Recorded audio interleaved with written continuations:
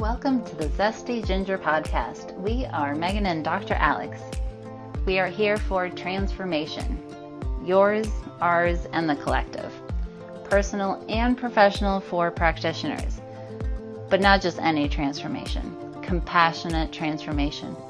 Because between the two of us, we have seemed to have done things the painful way. Let our pitfalls become your stepping stones. We aren't afraid to share our raw and vulnerable truths in order to help you transform your thinking, your body, your heart, and your soul.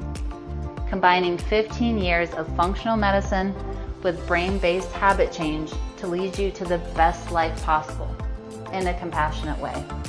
Compassion, yes, yet plan to roll up your sleeves. Transformation requires your participation. And a quick reminder, this information is not meant to diagnose, manage, or treat disease. Always consult with your doctor, not this doctor, before making changes. Now let's get into the episode. This is your time for Q&A. So I'm here for answering questions. Whatever you guys want to talk about, we can talk about. Let's do it. So I'm noticing, I've known this, that I have a lot of limiting beliefs or decisions, judgmental thoughts about my husband. And I'm not to the point where I feel like they're neutral. Like I'm also judging myself for feeling that way, for not being able to just like let them go. And I was watched the replay from the class this week, and you mentioned how like sometimes we can be hardest on the people that we're closest to and like not show up as for me, I feel like I don't always show up as my best self. For him, like he gets kind of like the leftovers. And so I was just curious, like I want to work to support my goal. I want to work towards clearing some of these limiting decisions and beliefs, but also like honoring the fact that I think that this way for a reason. And some of these are like little stuff, but they like add up, right? So then it becomes like a feeling of being annoyed or like not really wanting to like be present and listen or whatever, because I'm just like, I don't know. But I'm just curious, like what would your suggestion be for moving through some of those? I thought about just trying to like keep a running list and then doing like the 4 questions maybe till I can like get past each one. But I feel like I've kind of been trying to talk myself through these for a while and like move through them and focus on all the good, because there's so much good, but I tend to want to like look at what is I wish was different or whatever he's doing that's bothering me or whatever. Sure. Yeah, great topic to bring up, because this is layered and complex. So because you brought up a lot of really good stuff. So we'll start unpacking it. I might ask you to kind of like re-prompt me so I make sure to hit up all of the layers. But okay, yeah, with relationships, we're essentially just saying they are all our mirrors, and they are mirroring back to us who we are and how we're being. So it is absolutely true that our closest people are also our most powerful mirrors. And while that is a lovely thing, it comes with significant challenges too. So it's a double-edged sword for sure, which is why it's so easy to feel like we're not at our best with them. And, with that, let's talk about expectations in general in relationship because of that, right? Overarchingly, my stance on this is that it's about authenticity. The more that both people can be authentic and whole on who they are, then you have the greatest chance of actually coming together and having a positive, bi-directional mirror experience. It's like and that is why individual work is so important for a relationship, Because if you can't be authentic in terms of how you feel or what your response to something is, or something that's really bothering you, or the good stuff that you like, then instead we do stuff like the push and pull, right? You get close to them and then push them away, or you want to look for the good and then you're acting out about the bad, and then you're like, why am I even focusing on this, right? All that back and forth, like internal conflict, is really the different parts of ourselves that haven't healed. They're like at odds with one another.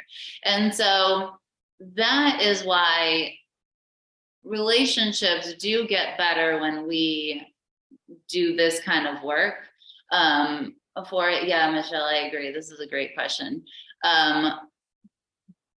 Why it becomes key to manage exactly what you're saying. So my point is not different here, other than to say that's still going to be the most powerful. And so it's less, I think most people think more about their relationship outside of themselves, when it's like everything that's happening there is also happening inside, right? So you're not going to miss that stuff. And I find that kind of reassuring.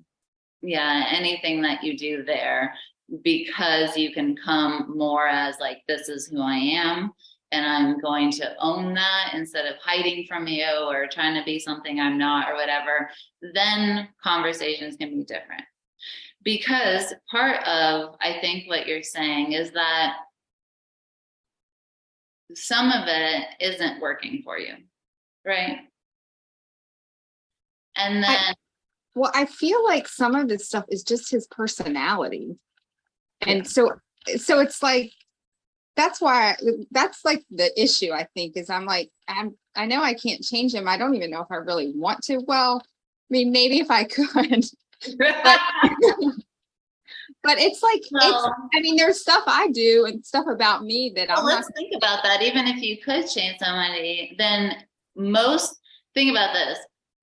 All of the annoying things that you don't like about somebody or yourself are almost always the consequences of it. They're the flip side of the reason you like them in the first place. Yeah. So if you're like, well, I really love him, it's just, I feel so safe with him, things are stable, I feel good. And then everybody's like, and then I'm bored sometimes. Right. So you're right. You could, if you could change him, right? Like, let's say you could, and then you would, but then you would have to deal with the consequences of making that decision, in which case you'd just be kicking the can down the road. Yeah. So that desire is what Megan and I call, like, if you could be different, then I would be happy. Right. But what do we say? It doesn't work like that. First, you are internally congruent, which feels good, so that we say we're in the happy neighborhood, and only then coming forward. Because, right, let's think about annoying quirks, right? What are the actual options? We can either heal the aspect of ourselves that is triggered by that, to which your point, right? All of the 5 interpretations is amazing for getting triggered by somebody's quirks. Like, why do they do the things that they do? Because usually the interpretation is to freaking annoy me instead of, they do this because that's an extension of this really amazing quality of theirs. Is a very drastically different interpretation that will kick up different emotions. So I'm actually not, you have enough things to choose from in terms of tools that I'm not super worried about that in this discussion. Right. It's not the how you can poke holes in this or how you can think of it differently, because you have the how, but it's more like when and what is appropriate to use for this. Because you're right, it's not nitpick the man until he changes or whatever it is, right? Or just accept all of it and then just be okay with it. Neither extreme is going to do in this category. It's always going to be a moment by moment decision making of like, this just came up. What is this telling me about myself? What could this mean? And right. So that was that one. And then what do I need to do about it? Because some things, when we can really heal the part that's triggered and watch the person do it. And it's kind of like watching them in an aquarium, right? You're not like trying to fix the fish. You're just watching them swim by. So it's like, I'm just watching you chew that steak loudly in your mouth, right? And you're just like, cool. Then, so that is more on the acceptance side of things. And instead of stuffing things down and gaslighting yourself, like, I'm just going to tell my story that it doesn't bother me, it's actually resolving the thing within yourself, right? So if it is, I'm triggered because the chewing is just, I'm overstimulated, and that means upon, further retrospection that I have spent the day overstepping some of my own boundaries. Therefore, if I take care of some of those things, then the chewing won't send me over the edge for you. And then we can stop blaming them for triggering the things that we're responsible for, which is, you should have checked in with yourself multiple times along the way to have the self-awareness to say, I need to step away. I've been touched out, noised out, questioned out, mommed out, and I need to manage that so that I can be what I can offer as my best today, right? Because we're not always going to be at our best. The frequency at which we see our loved ones basically determines that they will also see our worst side too. We just spend too far time with them, like the touch points are too great, that you won't have a bad moment. So that is never going to be in question. Our loved ones will see the worst in us. But my argument is that it's balanced out by when we can take care of ourselves enough to provide the best of us too. And that is what brings balance and evolution to the relationship together. And it feels cohesive then, because then you're like growing and learning together from each other. And so the worst part is actually not a problem. Right, that's the reframe. We can actually say, hey, this is from the expectation management. I do not see a world where the people that spend the most time with me won't see some of the negativity, right? At that point, we can, that's not even like, we don't have to do belief work. We don't have to get NLP. We don't have to do time. There's not all this stuff to do. The more we just set it aside, like, hey, I'm actually just releasing that expectation. They're going to see it. So how can I feel good about that? So on the acceptance side, again, not shoving it down, not gaslighting, but saying, how do I then feel good about that? And I think most of us will say that as long as the rest of the time we can get to the place where it's at our best on any given day of what's available to us is what I mean, then we can reconcile the differences when we fall short. Does that drive? Okay. So then if it's not acceptance, sometimes our emotions really are pointing us into, we don't want to accept it.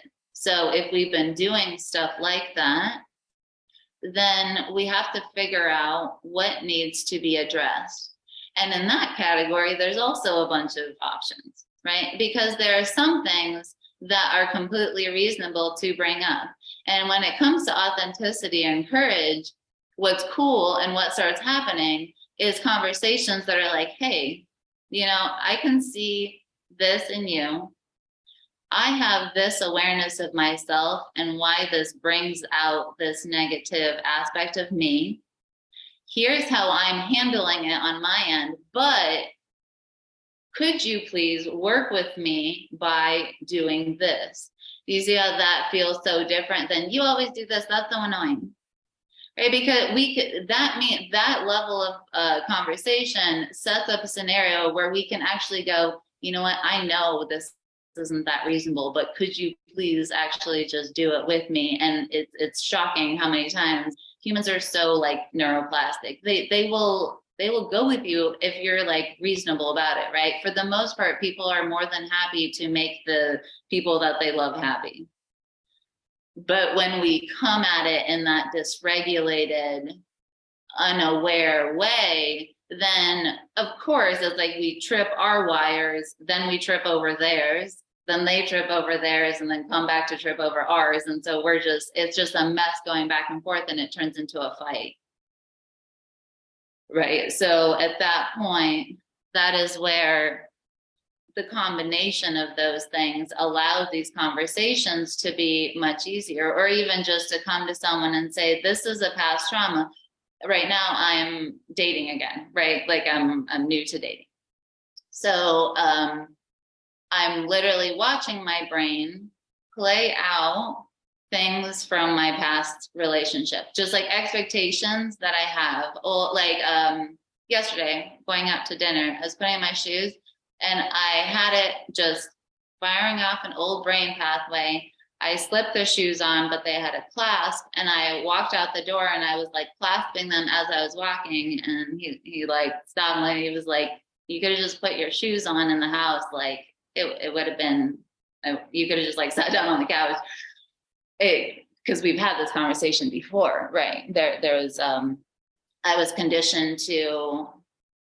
had conditioned myself to caretake a lot of someone else's anxiety and manage that, right? So I did a lot of things reflexively to manage things and not set up the scenarios that would have brought that out, right? So if I don't make him wait, there's not a lot of anxiety that bubbles up. It doesn't come back to me. But I was manipulating him back, right? We were both manipulating each other. I'm like, if I can just move myself along, then I don't have to deal with the bitching. And if I don't have to deal with the bitching, then I don't have to be crabby at you, whatever, right? So those kind of behaviors were just locked in, and to have someone, stop and help me see like, oh, this is what's happening right now, then I'm like, okay, I can begin to break out of that. And next time, just go ahead and make that choice, right? So we create these grooves and the dynamics, and that's where stopping and bringing the awareness of, okay, what's the pattern here? And how about, I'm just going to take time to put on shoes, right? That's not a hard conversation to have. And someone else, as long as they're a reasonable person, is not going to care, right? He was like, cool, we can break that habit, and this is what's going to happen. And so because it was all stated like that, there was no problem.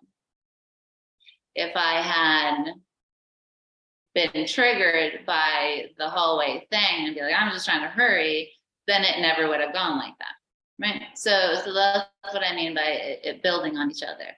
And then the next part of this is actually, sometimes it is actually a bothersome thing that is hurting our feelings, and this is where, when we put it through the 5 interpretations, or you even take it out to 7, or whatever you decide to do, if you take it out and you still can't reconcile it, or you're doing the 4 questions and you're like, I just feel like it's true, at that point, then the authenticity and the courage applied to get there is really like, there's a lot of steps to standing in front of somebody and saying, this doesn't work for me, right? Because we have to hear ourselves think something. We have to recognize the trigger and the negative emotions that come up.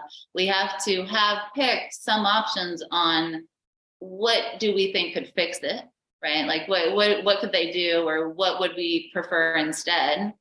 And then we have to decide that we are right, instead of self-doubt, right? Instead of being like, well, this would feel better, I think, but that's just his personality. So I just won't say anything.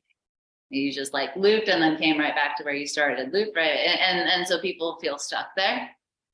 And so I'm breaking it down, because depending on where you get stuck, that's where the authenticity and courage will need to be applied. Hey, Carly, what's up? Yeah, you're then, it's like, if I can't decide, yes, this actually hurts my feelings, and then I'm going to go have a loving, connected conversation that looks like, I'm in conflict about this. One part of me feels triggered, and I want to ask you for this. The other part of me is struggling with that, because I know that this is how you're like. I know that this is what your preference is. I know that this is how you normally do. And it makes me feel like an asshole to point that out to you. having that level of authenticity and honesty, when they hear your struggle, so the potential to be defensive is not as much there, right? You're very much acknowledging the reason that you were having a hard time bringing it up with them anyways. And because we are then like courageous enough to share our struggle, then what we often hear back is their struggle. Hey, I know that annoys you, but I forget because, you know, a lot of times this is what I'm dealing with. And in this scenario, this is how it comes up. And a lot of times it's like, well, I'm sorry that I do that. And I don't necessarily want to be in that scenario either.